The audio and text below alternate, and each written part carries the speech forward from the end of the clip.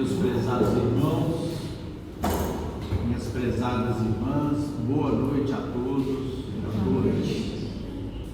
Nós vamos mais uma vez pedir a gentileza de que os irmãos verifiquem os seus telefones celulares, colocando no modo silencioso, a fim de evitar aí interrupções. Nós vamos iniciar os nossos estudos evangélicos dessa noite, pedindo Lucas para fazer a prece de início. Querido Mestre Jesus, elevamos os pensamentos ao Senhor, reunidos nesta casa querida, inicialmente agradecendo a bondade divina, mais uma oportunidade que nos é dada do estudo, do aprendizado do Evangelho, nesse ambiente de paz e de alegria, de convívio familiar que aqui temos, onde já começamos, Mestre, a nos alegrar em revermos, em reencontrarmos com amigos queridos que vêm partilhando conosco da sua bendita jornada de implantação do Evangelho no mundo, a começar por nós mesmos.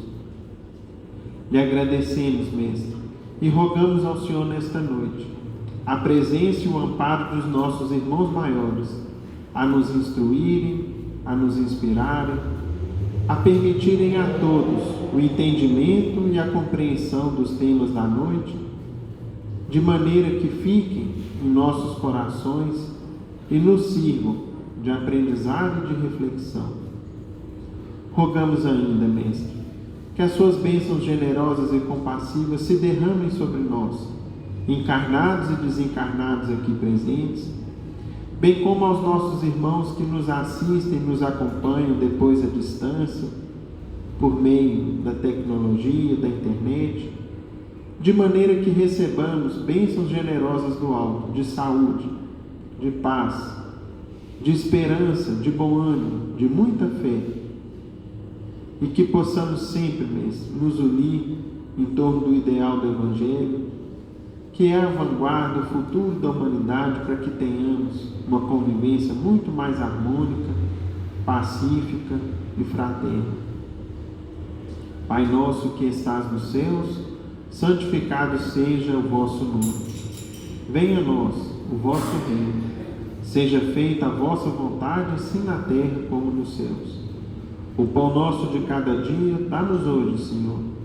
Perdoa as nossas dívidas, assim como perdoamos aos nossos devedores. Não nos deixeis cair em tentação. Livra-nos do mal, porque vossos são o reino, o poder, a majestade e a glória, hoje e sempre, que assim seja.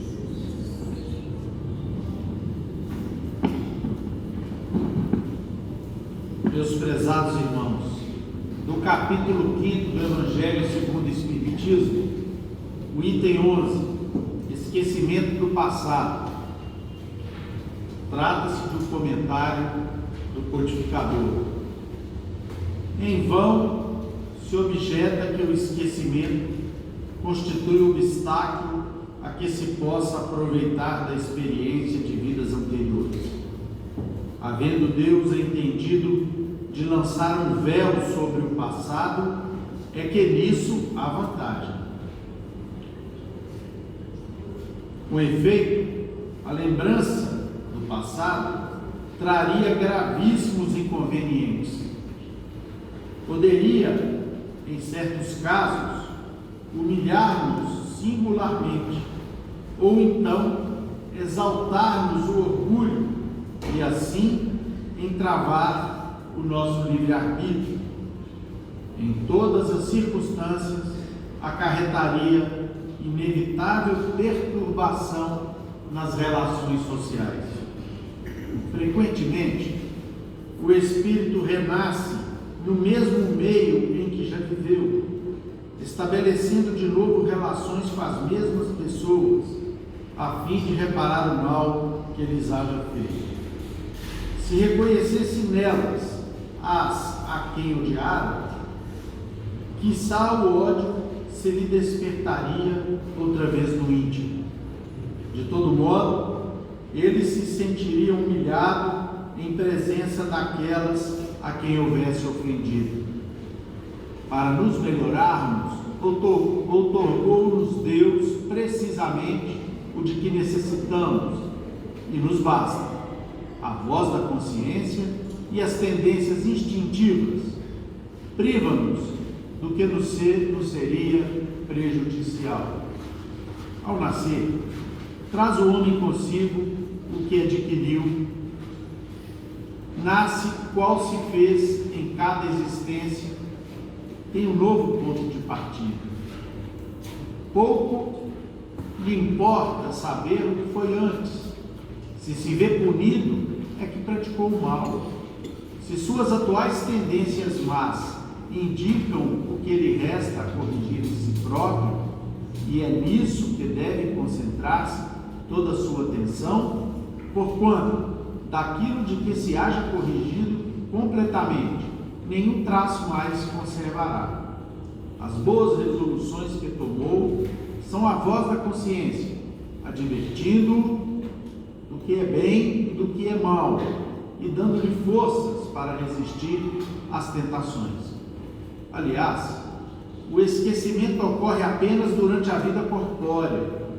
Volvendo à vida espiritual, readquire o espírito a lembrança do passado. Nada mais há, portanto, do que uma interrupção temporária, semelhante à que se dá na vida terrestre durante o sono, a qual não obsta a que no dia seguinte nos recordemos do que tenhamos feito na véspera e nos dias precedentes. E não é somente após a morte que o espírito recobra a lembrança do passado.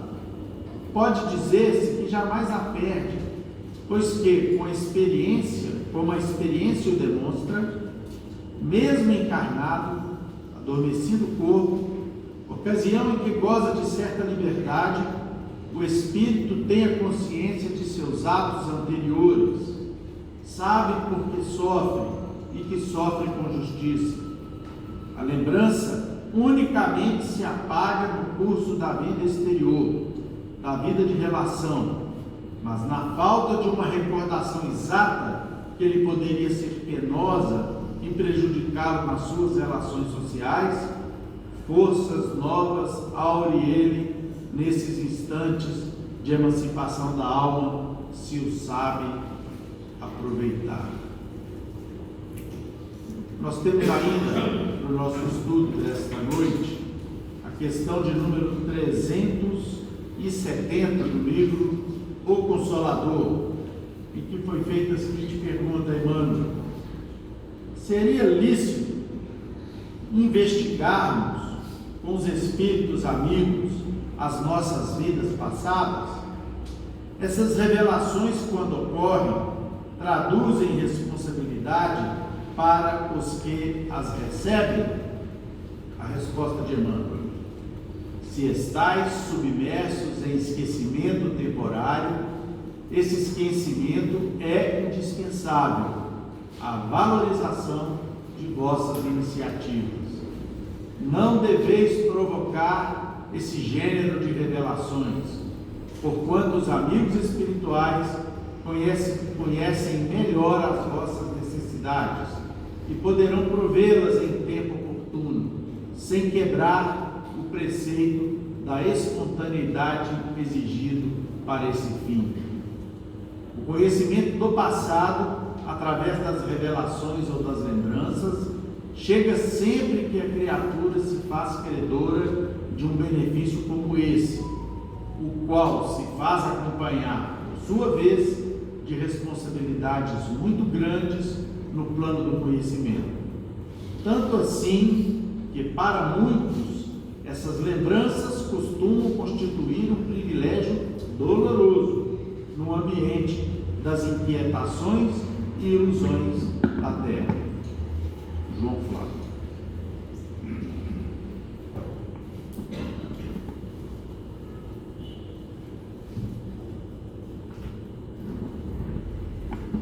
Meus irmãos, muita gente gostaria de conhecer seu passado, muitas pessoas reclamam de não saberem o que fizeram em vidas passadas, onde viveram, quem foram.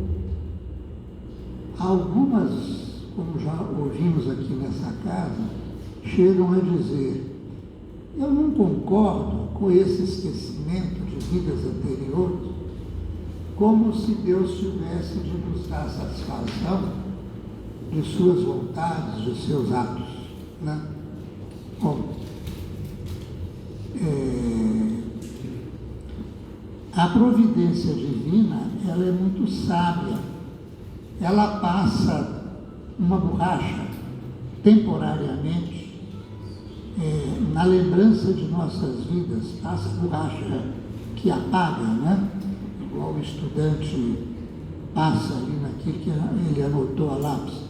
Então, a providência divina, com essa sabedoria, apaga temporariamente a lembrança de nossas vidas passadas. Emmanuel, ele fala que a maioria das encarnações da Terra, a maioria das pessoas, a maioria dos encarnados, não possuem vidas anteriores respeitáveis e dignas. Então, que nós já cometemos crimes e que raras são as pessoas que teriam forças para conhecer suas vidas fracassadas em outras reencarnações.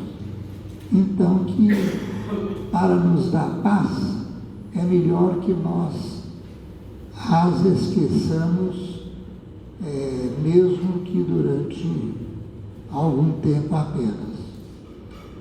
Kardec diz que essa lembrança nos traria gravíssimos inconvenientes. Poderia nos humilhar, né? Leon Denis, em um de seus livros, Leon Denis foi um contemporâneo, um espírita contemporâneo de Kardec. Ele diz o seguinte: o nosso passado guarda manchas inódoas. Percorrendo a série dos tempos, atravessando as idades da brutalidade, devemos ter acumulado bastantes faltas, bastantes iniquidades. Libertos apenas ontem da barbárie, o peso dessas recordações seria acabrunhador para nós. A vida terrestre é algumas vezes difícil de suportar, ainda mais o seria se ao cortejo de nossos males atuais acrescesse a memória dos sofrimentos ou das vergonhas.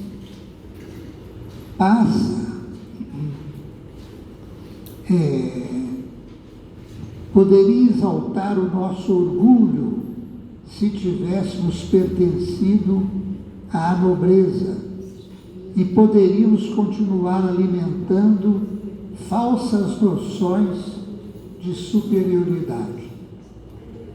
O escritor aqui de Belo Horizonte, Martins Peralva, num de seus livros, ele fala o seguinte: a plena recordação do passado, em seus pequenos detalhes, apresentaria vários inconvenientes para o espírito, dentre os quais enumeraríamos os seguintes. Primeiro, cultivo de ideias errôneas e sistemáticas. A pessoa continuaria nessa vida com ideia errada, se ela guardasse aí, tivesse a memória de vidas anteriores. Exaltação, em certos casos, do orgulho desmedido e avassalador. A pessoa foi lá um nobre e ele reencarna com ideias de nobre. Tem pessoas que mesmo sem relembrar, ele mostra seu modo de viver que ele foi nobre em vidas anteriores. Recordações humilhantes a provocar desequilíbrios. Quer dizer, a pessoa passou por situações difíceis, recordações humilhantes, então se ele continuasse lembrando daquilo, ele teria desequilíbrios. Aliás, na obra de André Luiz, ele mostra lá um caso de esquizofrenia, que é uma doença psiquiátrica. Uma pessoa nasceu com a doença psiquiátrica, né, com esquizofrenia. Então, explicaram para André Luiz e Hilário, que estavam fazendo um curso sobre esse assunto no plano espiritual, por que aquele rapaz nasceu esquizofrênico. E o motivo era a recordação ruim de vidas passadas. Numa vida passada, ele havia sido o irmão mais velho de uma família de 13 irmãos. E os 2 irmãos mais novos desse rapaz, na vida anterior, eram pessoas que tinham uma certa dificuldade de organizar a própria vida. Então o pai, antes de morrer, chamou o filho mais velho e pediu a ele para ajudar os irmãos mais novos que não tinham capacidade de tocar uma vida sozinhos. Ele então fez o cipó, e o pai também falou para ele cuidar da herança dos 2 irmãos mais novos. Ele então arrumou um jeito lá e colocou um irmão mais novo, que tinha problemas mentais, num hospital de doentes mentais, tipo aquele que tinha lá em Barbacena, tipo o Raul Soares aqui em Belo Horizonte. Bom, e o rapaz ficou internado lá e acabou ficando com o dinheiro do irmão mais novo. O irmão do meio não era lá, não tinha a mente tão destrambelhada, mas mesmo assim ele arrumou um jeito de administrar os bens do irmão do meio e acabou também embolsando o dinheiro do irmão. Mas o tempo foi passando, ele foi ficando velho e ele começou a ter um remorso daquilo que ele havia feito. E à medida que ele foi envelhecendo, o remorso foi aumentando. Até que um dia ele morreu. Quando ele morreu, ele retorna ao plano espiritual. O pai dele dá um puxão de orelha e falou: meu filho, olha o que você foi fazer, te pedi para você tomar conta dos seus irmãos, não é à toa que você nasceu mais velho para tomar conta deles, você faz isso com eles. Além do mais, ele encontra com os espíritos dos irmãos. Então aquilo aumentou mais ainda aí a tristeza, o pesar dele de ter feito aquilo, o remorso. Então, o remorso provocou nessa vida a esquizofrenia, né? E a esquizofrenia é um distúrbio que afeta a capacidade de pensar, de sentir, de se comportar com clareza. Então ele reencarna aí desse jeito. Bom,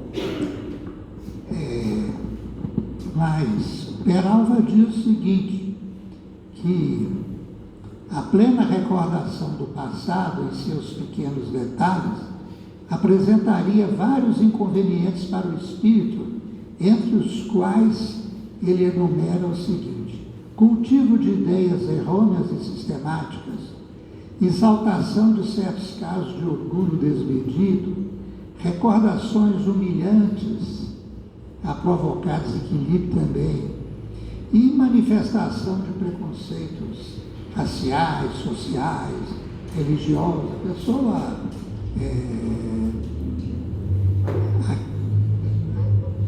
determinados inconvenientes que ela tinha em vidas anteriores iriam passar também para essa vida, porque a memória, sendo bloqueada, não permite que a pessoa passe para essa vida com determinados preconceitos. Kardec diz que frequentemente renascemos junto das mesmas pessoas com as quais já vivemos, a fim de reparar o mal que fizemos a ela. Se soubéssemos o passado, o ódio se despertaria de novo, né? Então nós iríamos conviver ali com um filho, um parente, dentro das 4 paredes do mesmo lar, e com ódio, né?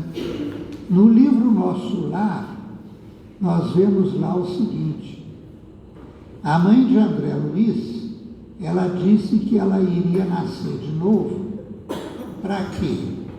Para casar novamente com o marido dela, que era um espírito que não tinha aí o grau de evolução dela, e esse marido dela, depois que morreu, ele ficou envolvido com 2 amantes que ele tinha tido quando em vida.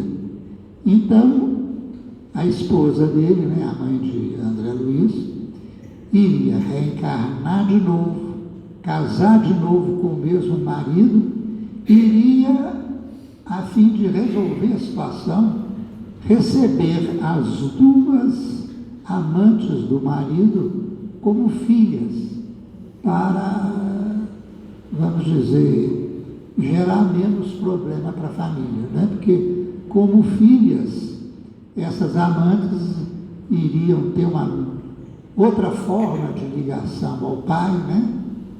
Como filhas, não mais como amantes, e dessa forma ela conseguiria aí um equilíbrio familiar, né? Agora imagina se ela não fosse uma pessoa boa, ela poderia, se ela tivesse lembrança de outras vidas, ela não iria amar as filhas, iria considerá-las como intrusas em sua vida, amantes do marido, né?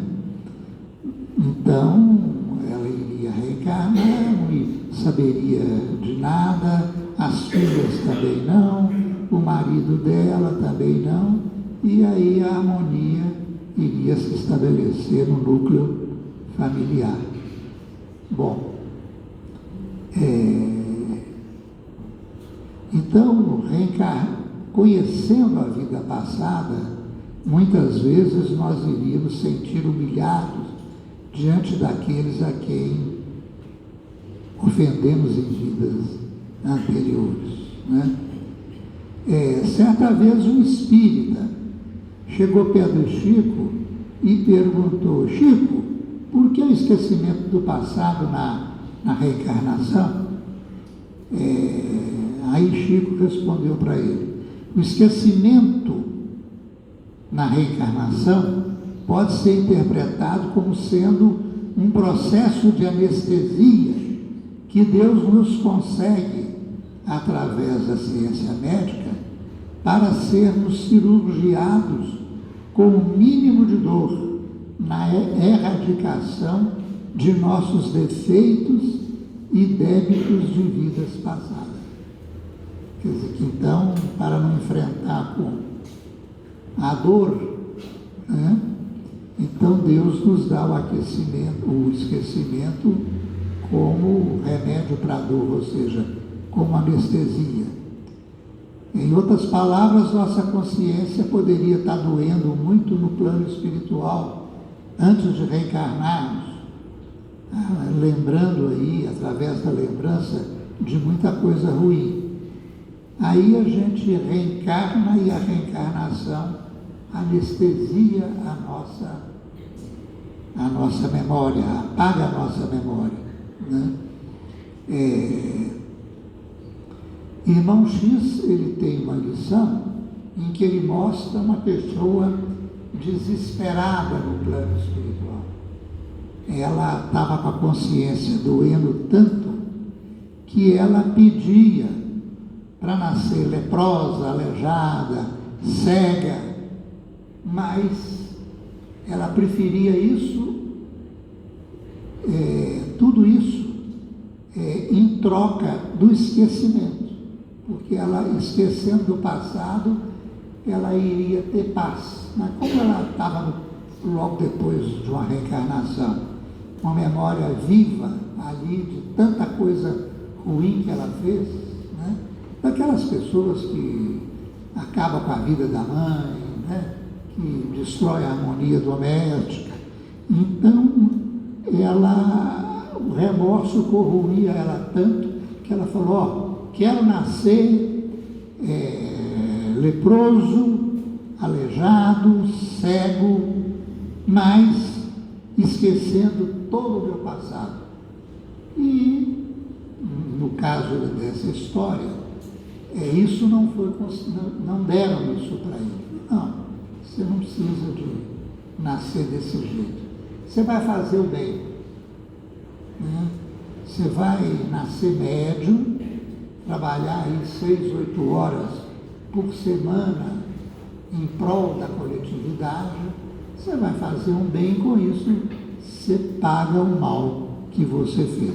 Então não foi dado a ela nascer aí leprosa, aleijada e etc. Bom,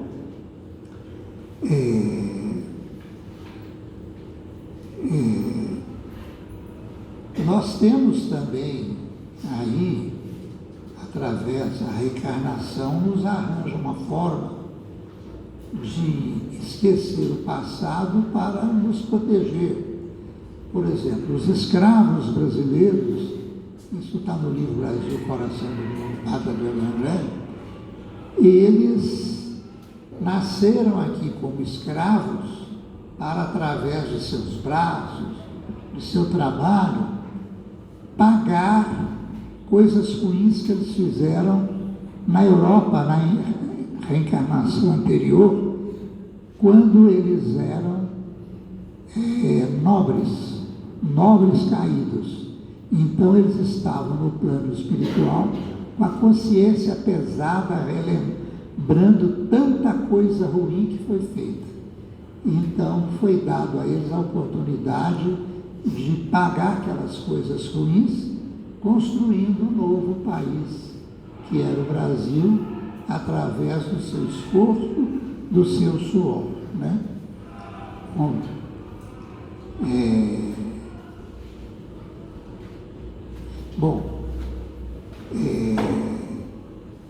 André Luiz fala que sem a luz do esquecimento transitório, talvez, aliás, André Luiz não, Emmanuel, talvez sem a luz do esquecimento transitório proporcionado pela reencarnação, talvez a Terra deixasse de ser uma escola abençoada para ser um ninho abominável de ódios perpétuos. Porque o esquecimento, ele bloqueia aí o ódio, né?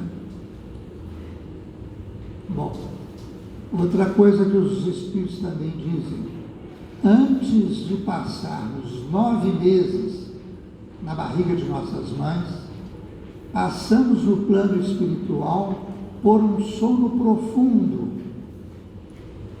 né?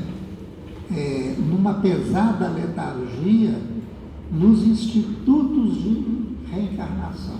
A pessoa vai reencarnar, ela entra lá num instituto de reencarnação, numa letargia pesada, isso tudo para ir apagando a sua lembrança. Depois, ela passa por 7 anos, os 7 primeiros anos, onde ela ainda está ligada, de certa forma, à reencarnação anterior. Então, somando aí os 9 meses na barriga da mãe, 7 anos de prostração psíquica da infância, e mais aquele tempo, aquela letargia, pela qual ela passou no Instituto de Reencarnação, isso então apaga aí a lembrança da vida anterior. né?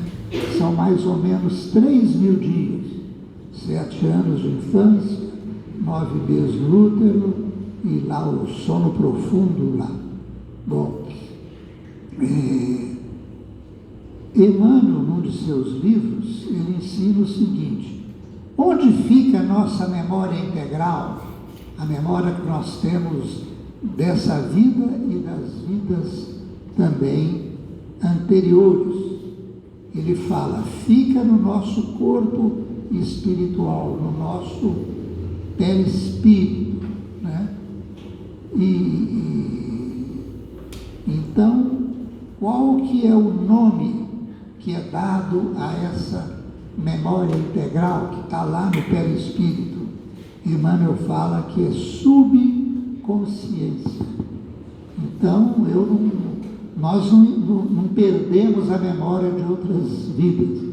Ela fica guardada na nossa subconsciência. Então, a subconsciência é o acervo de experiências realizadas pelo ser em suas existências passadas. Então, é feita uma analogia da nossa memória com um iceberg. Nós sabemos que o iceberg é aquele bloco de gelo que se desprende lá nos polos de uma geleira, aquilo cai aí no mar e é levado pelo vento, pelas correntes marinhas, né? É aquilo, por exemplo, que afundou aquele famoso navio Titanic e que trombou com o iceberg fez um furo no casco, entrou água e o navio afundou, morrendo aí, acho que 2.000 e poucas pessoas. Então a analogia é o seguinte: o iceberg, 2/3 dele fica dentro d'água, submerso, então você não vê. E tem 1/3 dele que fica do lado de fora, que é a parte visível. Então, a analogia da nossa memória com o iceberg é o seguinte: a consciência, que é aquilo que nós lembramos, que está na nossa cabeça, é a parte de fora. E a parte que nós não perdemos o acesso temporário é a parte que está dentro da água, que são 2/3. Então é uma analogia que dá para a gente compreender bem. Bom, nossa memória jamais se perde. Ela nunca se perde. Ela pode ser acessada. Não é mesmo essa parte que está no inconsciente, aliás, no subconsciente, ela pode ser acessada. Ela pode ser acessada, por exemplo, através de uma hipnose profunda, na regressão de memória que é feito aí. Na regressão de memória, na regressão de memória, ela teve no passado uma finalidade científica, que era provar a reencarnação. Dizem que conseguiram fazer regressão até em 30 vidas. A pessoa foi falando sobre vidas anteriores. A pessoa, às vezes, na regressão de memória, passa a falar em alemão, porque viveu na Alemanha, ou falava alemão, né? Bom, Emmanuel fala que fazer a regressão de memória é inconveniente e até perigoso. Ele fala que nossas vidas anteriores, nossas vidas estão cheias de lixo. Então que fazer a regressão de memória, ou seja, entrar em contato com vidas anteriores, é a mesma coisa de você ir lá no lixo e ficar revirando a lata de lixo onde tem ali coisa podre, cheiro ruim e só coisa que não é boa. Então, para a gente não mexer com isso, né?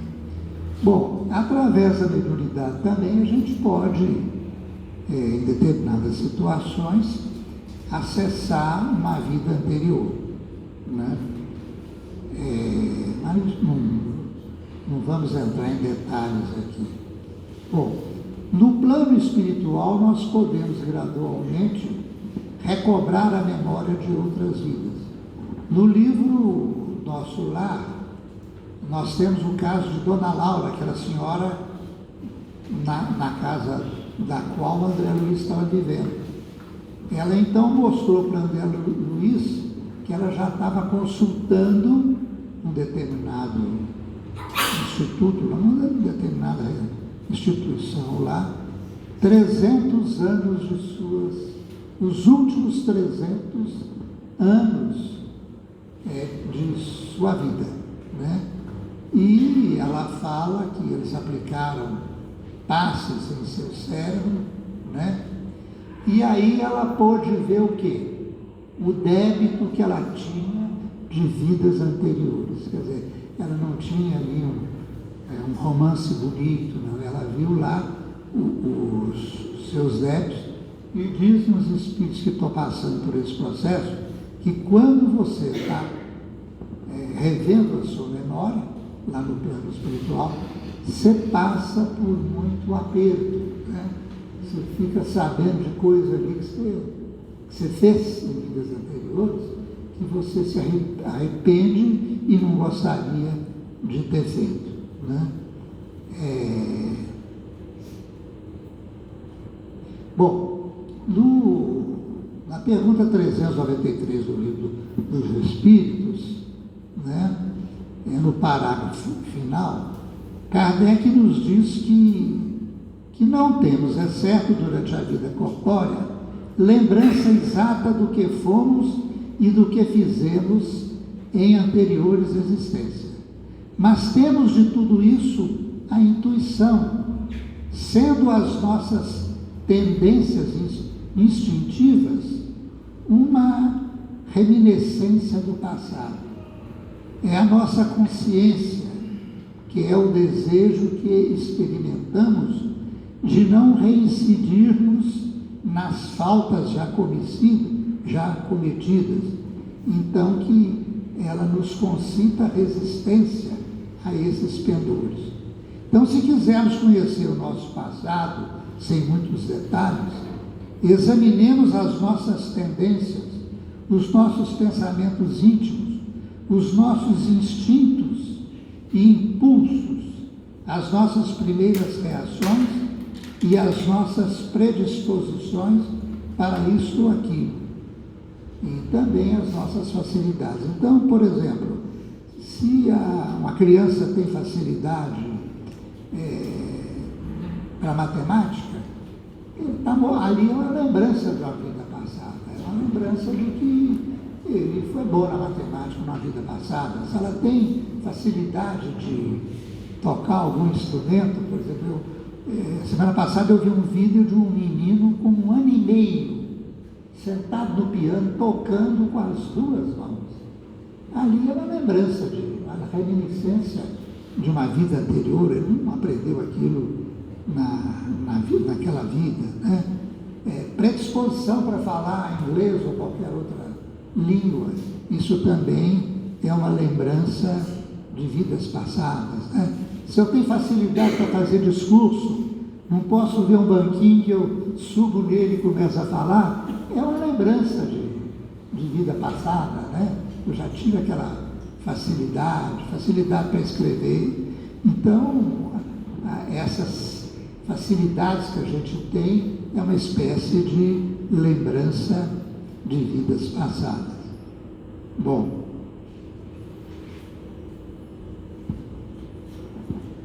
já falei demais, já passei da hora. Não, tem mais algumas coisinhas aqui, mas não.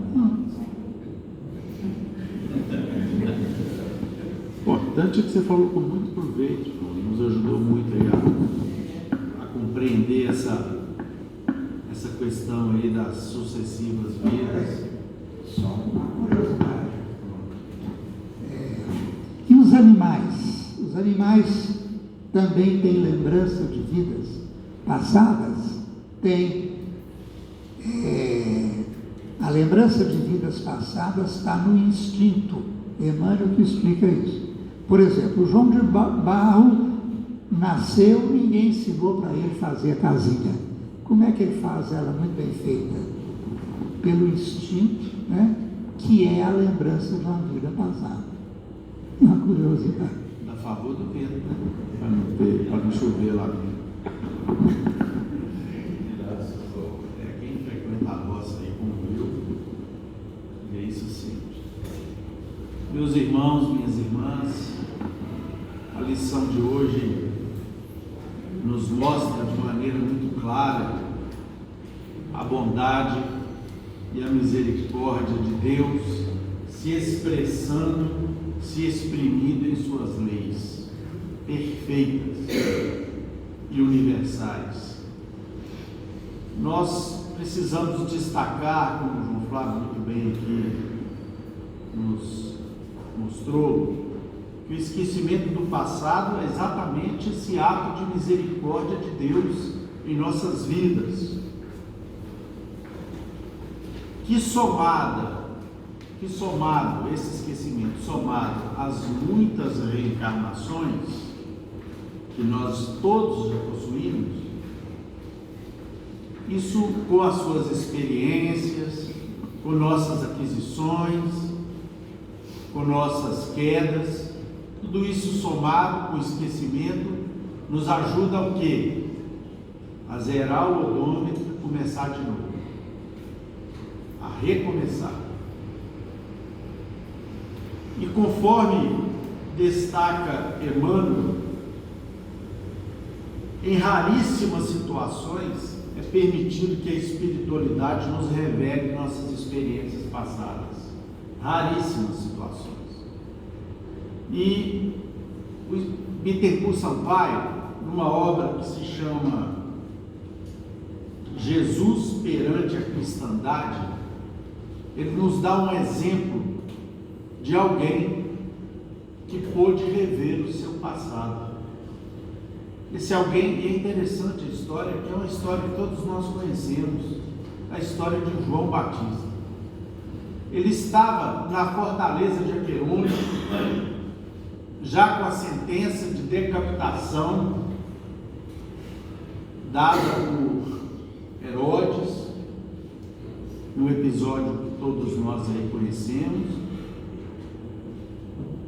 E ele então, meio assim, avaliando, né? Não vamos dizer que estava revoltado, porque não se trata disso. Ele era um espírito elevado, ele era a reencarnação de Elias, um dos maiores profetas da antiguidade, passou a sua infância com Jesus e veio com a missão de anunciar a vinda do Messias.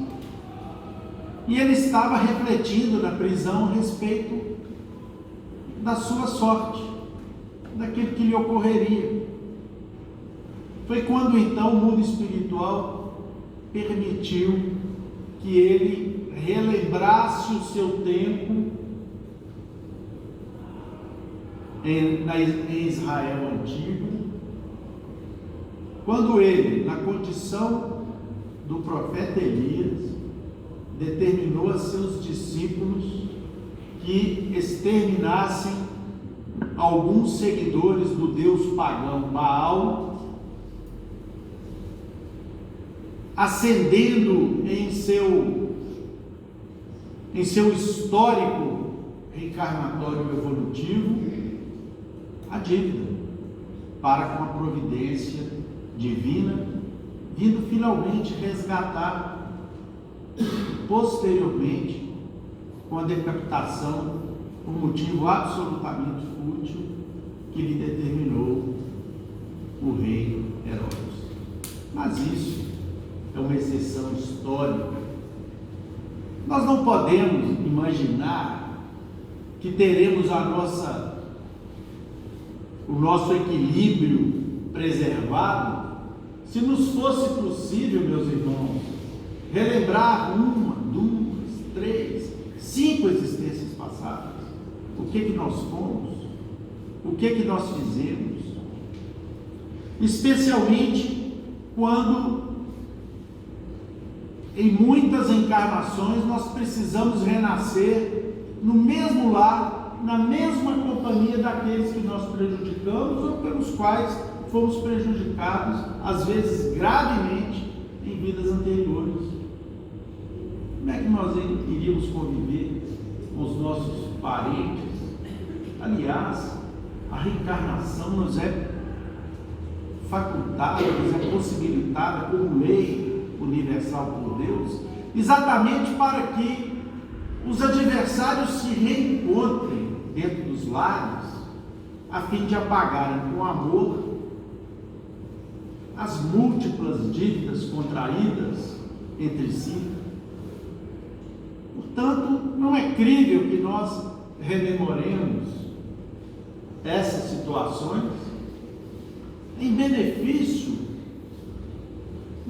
do nosso próprio equilíbrio e da nossa própria vida. E nós ainda verificamos algumas instituições, algumas até espíritas, que fazem o processo de regressão de memória, muitas vezes numa situação de saciar a mera curiosidade. Como João nos falou aqui há pouco, nos retratando o ensino de Emmanuel, isso é algo absolutamente perigoso, desnecessário e inútil para as nossas vidas aqui na Terra. Kardec, ao comentar esse item que nós estamos estudando, vamos lembrar aqui, ele diz o seguinte, que nós não precisamos relembrar o que fomos no passado para poder fazer a nossa corrigenda atual. Para nos melhorarmos, diz Kardec, outorgou-nos Deus precisamente o de que necessitamos e nos basta. 2 pontos. A voz da consciência e as tendências instintivas. Priva-nos do que nos seja providencial. E Emmanuel, uma página cujos alguns trechos o João aqui relembrou, no livro que eu recomendo a todos, chamado Esperança e Luz, na página de número 18, Emmanuel fala justamente nisso, essa situação, dizendo que se nós formos trazidos à Terra para esquecer o nosso passado, valorizar o nosso presente e preparar em nosso benefício um futuro melhor, por que provocar a regressão da memória do que fomos ou que fizemos, simplesmente por questão de curiosidade vazia? Ou buscar aqueles que foram nossos companheiros, a fim de regressar aos desequilíbrios que hoje nós resgatamos? Para que nós vamos voltar a isso? Para que nós vamos, os trechos que eu reproduzi aqui são mais longos, eu não vou repeti-los todos, mas Emmanuel fala, para que nós vamos voltar ao brilho de falsos descaminhos que nós cometemos no passado e que nos induziram a erros gravíssimos, que nós não desejamos mais repetir? Voltar a isso para quê? E Emmanuel termina, sejamos sinceros e lancemos um olhar para as nossas tendências. Vamos estudar as nossas tendências, meus irmãos, minhas irmãs. Vamos nos conhecer individualmente para que nós possamos, de fato, a partir dessa análise, buscar o combate dessas más tendências cotidiano para que possamos melhorar as nossas vidas. A nossa própria existência atual, meus irmãos, minhas irmãs, nos apresentará as tarefas e provas que em si só já são a recapitulação do nosso passado e das nossas diversas vidas. E eu vou trazer aqui para vocês uma página das mais belas da lavra do nosso estimado irmão X, Humberto de Campos, que está aqui no livro Pontos e Pontos. Eu vou iniciar falando no início, porque ela é uma página um pouco mais longa, e eu quero ler apenas o final para vocês. Mas vejam que beleza a misericórdia de Deus em nossas vidas. Irmão X conta que estava lá no mundo espiritual, a página chama Os Estranhos Credores. Irmão X, Humberto de Campos, narra que ele estava no mundo espiritual e ao lado dele, fazendo ali uma preleção, estava presente uma entidade, um espírito, que ele nunca viu um espírito de tanta beleza. Tratava-se do nobre espírito de nome Diana, que desde muito tempo informaram ali os circunstantes que estavam juntos com Humberto de Campos naquela palestra, se consagrara às tarefas de iluminação das almas cegas e infelizes, lá nas regiões de muito sofrimento. Ela demorava-se longos dias nas regiões abismais, auxiliando os espíritos sofredores. E ao contrário de muitos espíritos evoluídos, ela resistia de maneira heróica o peso da atmosfera baixa desses locais de muito sofrimento. E aqui nós lembramos a nossa querida irmã Cipriana, né, que também é uma heroína do mundo espiritual, que se consagra ao auxílio nas furnas espirituais de irmãos necessitados, até hoje, né? E André Luiz nos mostra a grandeza de sua tarefa, numa de suas obras, para que nós possamos avaliar o quanto que os espíritos que se dedicam ao auxílio daqueles que sofrem são bafejados de luzes e de bênçãos. Era o caso aqui da Diana. Ela jamais falava como quem reprova, quem quer que seja. Ela jamais condenava. Ela sempre procurava ensinar, amando a todos, em nome de Deus. E certo dia, visitando lá o grupo em que Humberto de Campos estava, como eu disse no início, ele ouviu ela falar sobre grandes teses humanas com uma inteligência e uma bondade vulgar. E logo após, ele se acercou daquela figura feminina e pôde constatar um halo de luz que cobria o seu espírito e que a mantinha numa atmosfera de uma paz particular que só mesmo os espíritos que se dedicam aos seus irmãos em sofrimento obtêm, conquistam, e que lhe permitia usufruir dessa paz, dessa felicidade, em qualquer lugar que ela estivesse ela nos cimos espirituais ou estivesse ela nas regiões mais tenebrosas da espiritualidade, em serviço de auxílio ao próximo. Irmão X então pergunta: como que ela fez para poder adquirir toda aquela situação?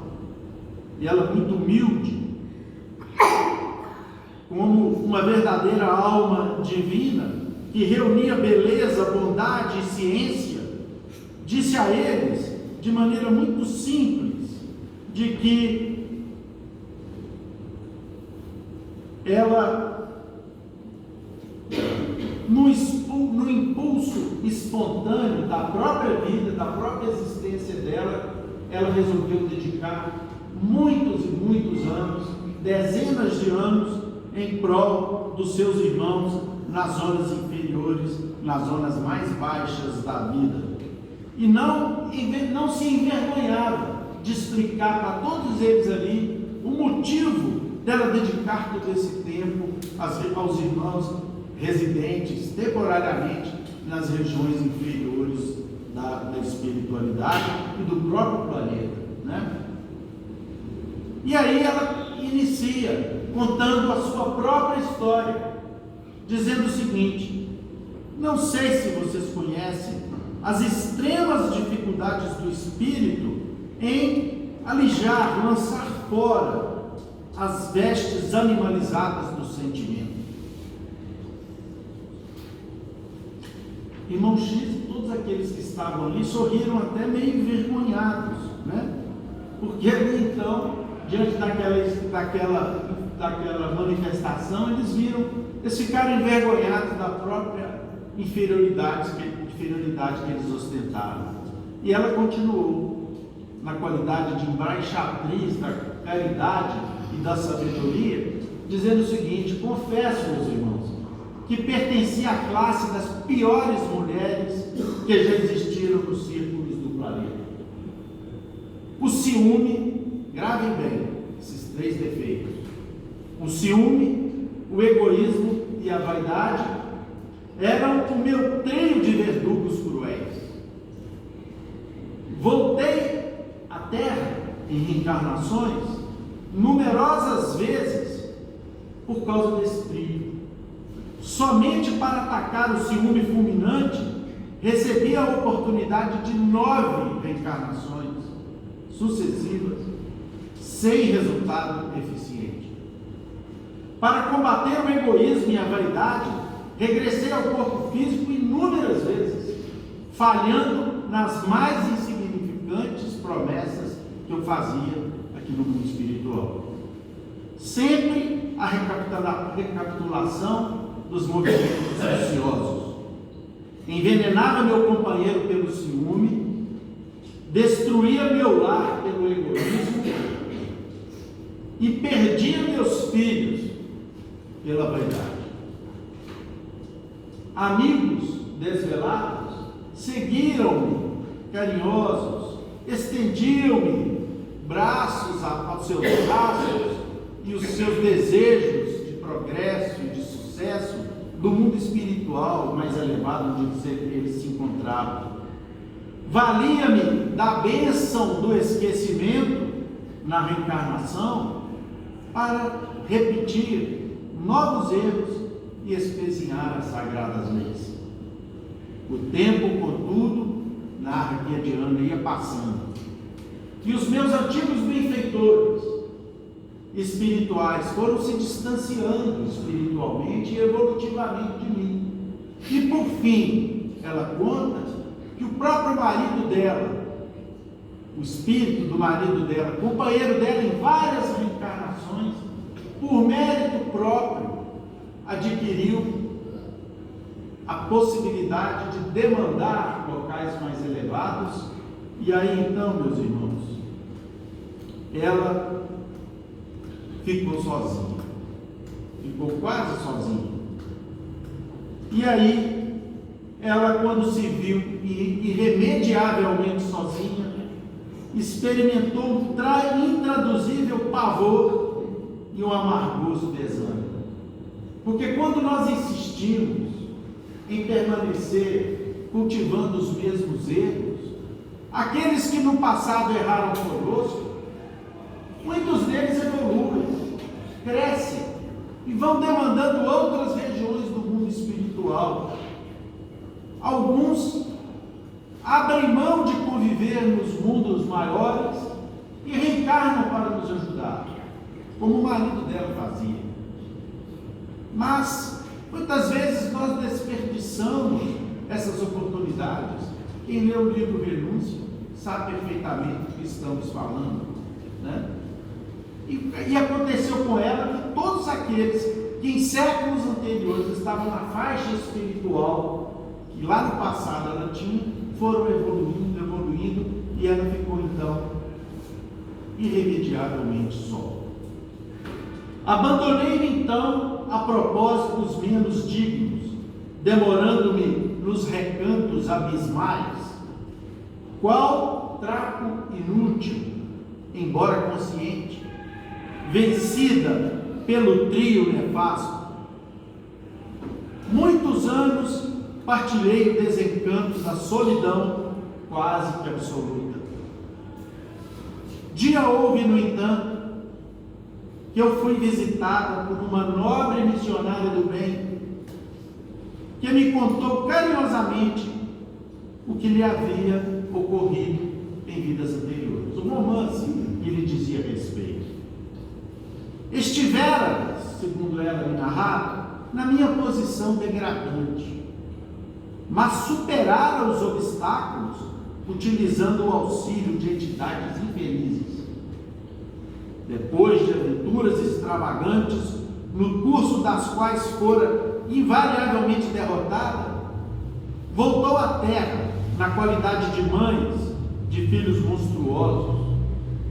E tão duros lhes foram os testemunhos de abnegação que chegou ao admirável triunfo sobre a tríade tenebrosa, dominando o ciúme, o egoísmo e a vaidade, no decurso de 70 anos de sacrifício incessante. Aconselhou-me então, conta Diana, essa emissária, a visitar as grutas do sofrimento purgatorial e a rogar a colaboração dos dirigentes daqueles que estão ali trabalhando nas províncias da angústia, nos umbrais, candidatando-lhe a maternidade dolorosa na terra. Aceitei o conselho, jubilosa, ou seja, feliz. Conta aqui Diana para Humberto de Campos e os seus companheiros lá do mundo espiritual, que representavam 70 anos de esforço e paciência para conseguir uma realização que me escapara durante milênios. Ou seja, quando nós estamos sofrendo aqui na terra duras provas, meus irmãos, não nos esqueçamos de que precisamos agradecer a Deus essas provas, porque elas nos educam, elas nos corrigem, elas consertam esses defeitos que muitas vezes não foram corrigidos em vidas mais amenas que nós tivemos no passado e que não soubemos aproveitar. A dor é aquele cinzel que vai talhando os nossos espíritos e que nós precisamos saber compreender e aceitar de maneira a que, com vistas ao futuro que nos aguarda, nós haveremos de receber a misericórdia nos caminhos, nas consequências da vitória espiritual que nós obteremos quando conseguimos vencer essas dores no trabalho, na resignação e no esforço de melhoramento. Então a Diana aceitou o convite daquela benfeitora, feliz, alegre, que seriam 70 anos, diante de milênios que ela não conseguiu superar o ciúme, a vaidade e o egoísmo. A prestimosa amiga conduziu-me às retaguardas das trevas e, horrorizada, percebi a existência de infortunados irmãos nossos em estágios longos de loucura, cegueira e deformação. Agitavam-se em torvelinhos de padecimentos indescritíveis. Acovardei, ou seja, ela titubeou ante aquele quadro triste, mas a piedosa mensageira que me protegia reanimou-me e, afinal, eu solicitei a concessão de voltar, trazendo almas infelizes aqui na terra. Quando meu fervor se exteriorizou em lágrimas de esperança, fez-se visível um dos vigilantes da atormentada região, acolhendo-me o pedido. Aceitar-me-ia o compromisso e designou-me 4 crianças monstruosas que me caberia adotar. Reunir-se-iam a minha alma dentro de algum tempo nos círculos carnais. Foi assim que, entre o pavor e a ansiedade, regressei ao renascimento terrestre. Vim desde cedo em condições dolorosas e precárias. No início da minha infância, eu notava que o meu corpo estava em formal desajuste com o meu espírito. Eu não aceitava, ela não aceitava aquele corpo que Deus deu a ela. No início, uma enorme rebeldia dominou meu coração. mas fui lavando as manchas da revolta com as lágrimas benfazejas, e porque a orfandade me colhera nos primeiros anos, fui compelida a casar com um homem terrivelmente disforme, que me impôs 4 filhos desventurados. Logo após o nascimento do último deles, meu infeliz esposo, companheiro de outras quedas, em outra época, veio a desencarnar, legando-me pobreza e viuvez irremediáveis. Tentei a conquista do trabalho de mim. Entretanto, o infortúnio dos meus filhos não me permitiu. Um era cego, o outro leproso, e 2 eram aleijados. Muitas vezes a vaidade me inclinou à prostituição, mas o instinto de mãe não me separava dos meus filhos, e toda a gente me evitava a presença com manifesta repugnância. O egoísmo procurou vendar-me os olhos, sugerindo que eu os enjeitasse. Contudo, a maternidade sofredora me ajudava a vencer no combate do coração. O ciúme me aconselhava o desespero e o crime, mormente quando surgiam na minha frente mães tranquilas e afortunadas.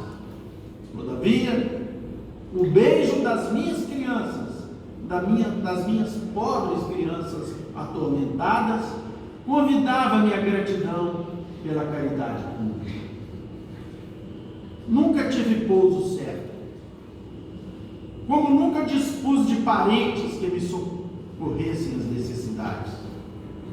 Vagueei mendigando nos caminhos, errando sem direção, invariavelmente acompanhada pelos 4 meninos infelizes que se transformaram em sentenciados adultos, cheios de necessidades. Ambos os aleijados partiram mais cedo para o sepulcro. O leproso desencarnou algum tempo depois, e o que era cego andou comigo por mais de 40 anos. Suportei sede, fome, privações, e conheci de perto a enfermidade e a aflição com os filhos amargurados, agonizantes ou insepultos. Ao completar, porém, os 70 anos, achava-me liberta do trio maldito. A morte surpreendeu-me totalmente renovada, e com as bênçãos divinas pude entoar, por fim, depois de tantos milênios, o meu cântico de vitória. Silenciou a nobre Diana sobre a nossa viva emoção. A sublime narrativa revelava nova interpretação da luta aqui na terra.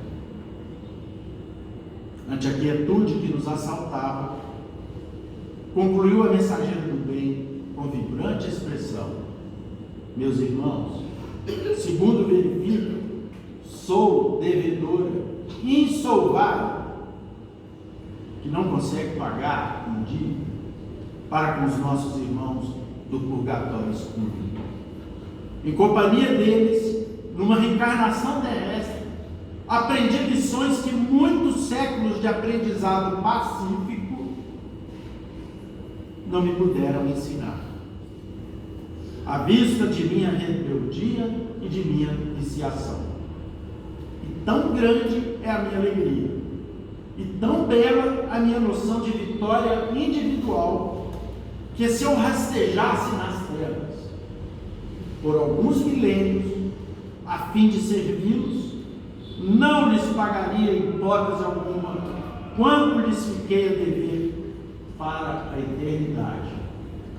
Meus irmãos, essa é uma história verdadeira, vivida por irmão X lá no mundo espiritual.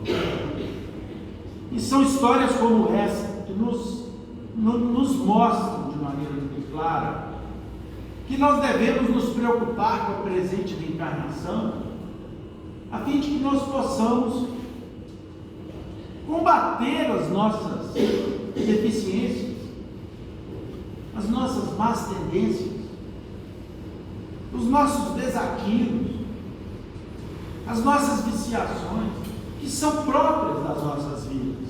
Não tem nenhum santo aqui na terra. Nós todos somos devedores insolváveis da misericórdia de Deus e precisamos da vida aqui na terra para que nós possamos aos poucos ir pagando essa dívida que Deus parcela em pequeninas situações, sem juros, sem correção monetária, e às vezes nós ainda nos queixamos e vamos levando a vida, mantendo esses defeitos. E aqui nós vimos aqui os 3 piores: orgulho, vaidade e ciúme, que são irmãos primogênitos, que são irmãos siameses uns dos outros, que nos faz cometer outros tantos crimes, que nos faz perder milênios, como a nossa irmã aqui confessa que perdeu. Então, meus irmãos, nós temos a bênção da doutrina espírita em nossas vidas. Eu falo isso inicialmente para mim, voltando os meus olhos, a minha fala para dentro do meu coração, porque sei exatamente as barbaridades que sou herdeiro. As conheço quase integralmente. Como Kardec diz aqui, olhem as tendências, olhemos as nossas tendências. Então não preciso voltar atrás para saber o que eu fui, porque se me fosse possível reencarnar rever uma, 2 encarnações, eu talvez morreria. Não tinha estrutura para saber, ou então enlouqueceria. Deus nos possibilitou esse esquecimento para que nós louvemos essa oportunidade abençoada, meus irmãos, que Ele nos concedeu, e que voltemos os nossos olhos para os nossos próximos, para os nossos semelhantes. No caso aqui da Diana, foram almas que fizeram parte do seu passado doloroso, que com ela resgatou as suas provas e expiações. Nós podemos perfeitamente olhar para os irmãos que estão ao nosso lado, nos nossos lares, nas ruas, no trabalho, nas nossas vidas, como oportunidades abençoadas que nós temos de corrigir esses defeitos.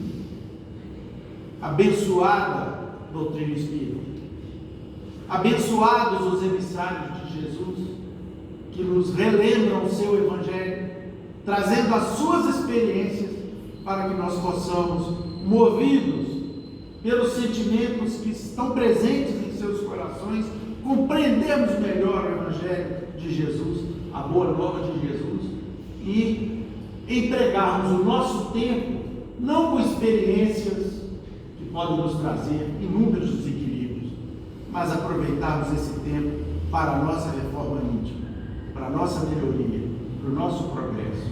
Que Jesus nos abençoe, meus queridos irmãos. Senhor Eduardo,